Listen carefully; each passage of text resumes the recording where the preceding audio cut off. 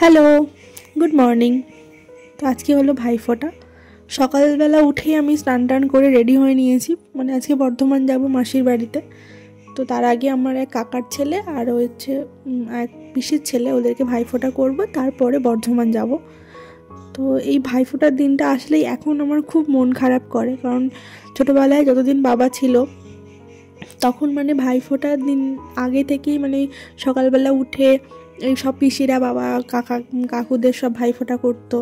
তারপরে আমরা মামার বাড়ি যেতাম, মামাকে ভাইফোঁটা করতো, আমি দাদাদের করতাম। তখন সব আমাদের এই পুরো জমজমাটটা মামার বাড়িতে হতো। তো এখন যত দিন যাচ্ছে তখন অনেক প্রবলেমের জন্য সেই জিনিসগুলো আর হয় না।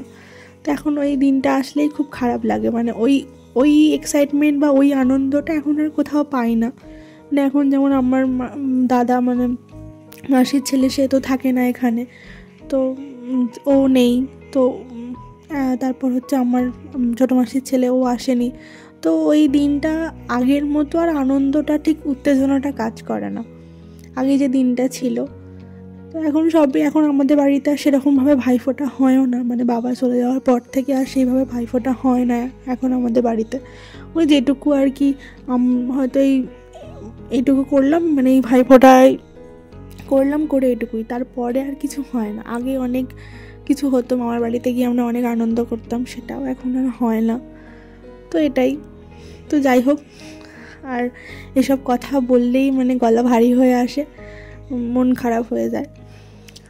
তো যাই হোক, আমি প্রথমে এদেরকে ভাইফোঁটা করলাম, আর ওদের জন্য আমি পারফিউম কিনেছিলাম।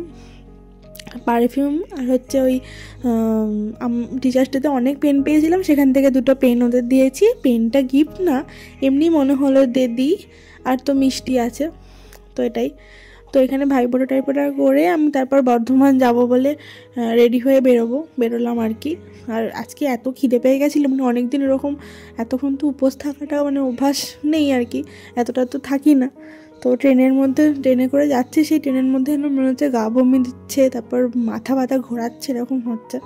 তো ওখানে গিয়ে তো দেখলাম মাসির মানে মুমুরও জ্বর, ওকেও সে ট্রেনে তুলে নিয়ে এসে চান টান করিয়ে সে বসিয়েছি, আমি টেবিলেই বসিয়েছি, যেহেতু জ্বর, ওকে বেশি খাটাখাটনি করায়নি। তো ওকে ওই পারফিউম দিয়েছি, বেলা ভিটার 2টো পারফিউমের সেট যেটা হয় ওগুলো দিয়েছি।